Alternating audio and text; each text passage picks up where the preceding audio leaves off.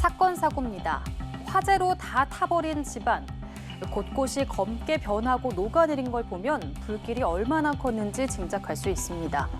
어제 새벽 경기도 수원시 한 상가 건물에서 불이 났는데요.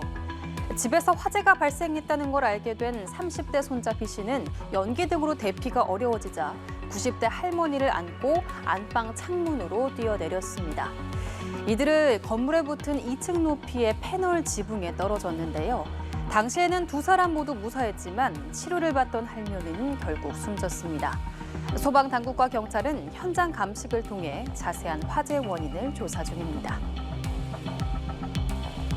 다음 사건입니다. 저 멀리 2차로에서 달려오는 차량이 보입니다. 그런데 이 차량 커브길에도 방향을 꺾지 않고 그대로 직진하더니 결국 인도로 돌진하는데요.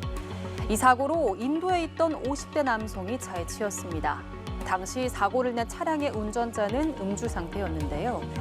사고를 당한 B 씨는 머리 등을 크게 다쳐 병원으로 옮겨졌지만 의식을 회복하지 못하고 있는 것으로 전해졌습니다.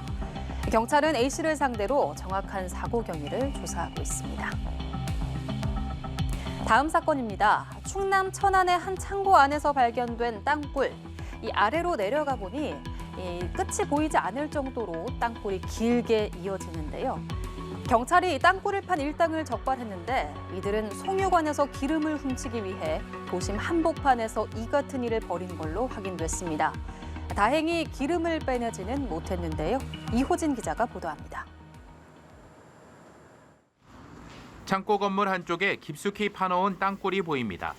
아래로 들어가자 길게 이어진 철로가 깔려 있습니다. 어른 한 명이 겨우 지나갈 정도의 크기의 길게 땅굴이 이어집니다. 선생님! 들어오지 마요! 위험해! 대전경찰청 형사기동대는 송유관 매설 지점까지 땅굴을 파고 들어가 기름을 훔치려 한 혐의로 50대 총책 A씨 등 9명을 검거하고 그 가운데 6명을 구속했다고 밝혔습니다. 이들은 지난 2월 8일 충남 천안 두정동의 한 2층짜리 창고 건물을 빌린 뒤 4개월 넘게 삽과 곡괭이 등을 이용해 깊이 4m, 길이 16.8m의 땅굴을 파고 송유관에 접근해 기름을 훔치려 했던 혐의를 받고 있습니다.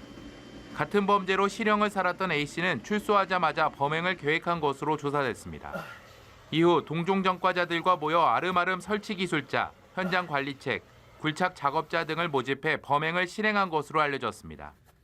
이들 가운데에는 과거 한국석유공사에서 근무했던 직원도 포함돼 있었습니다. 이들은 단속을 피하기 위해 빌린 창고에 허위로 물류센터 간판을 내걸고 땅굴로 이어지는 곳을 냉동 저장실로 위장하는 등 치밀함을 보였습니다. 또 땅굴의 안정성을 확보하기 위해 유증기 제거기를 비롯해 송유관 탐측 장비 등을 설치해 놓기도 했습니다. 이들이 판 땅굴은 당초 송유관까지 접근했으나 서로 작은 문제로 분쟁이 일어나며 실제 기름을 훔치지 못한 채 다시 땅굴을 일부 메운 것으로 조사됐습니다.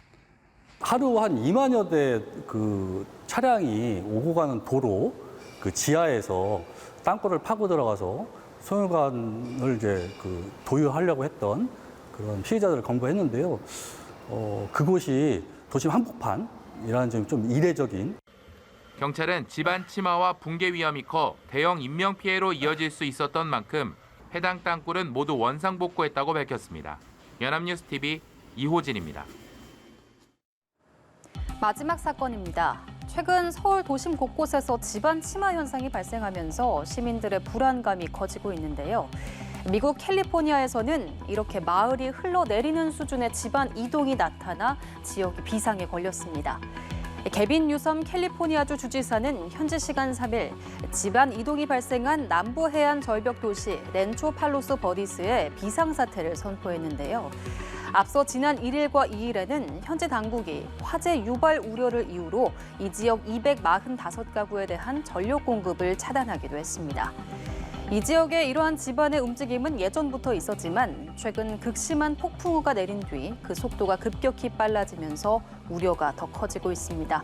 지금까지 사건 사고였습니다.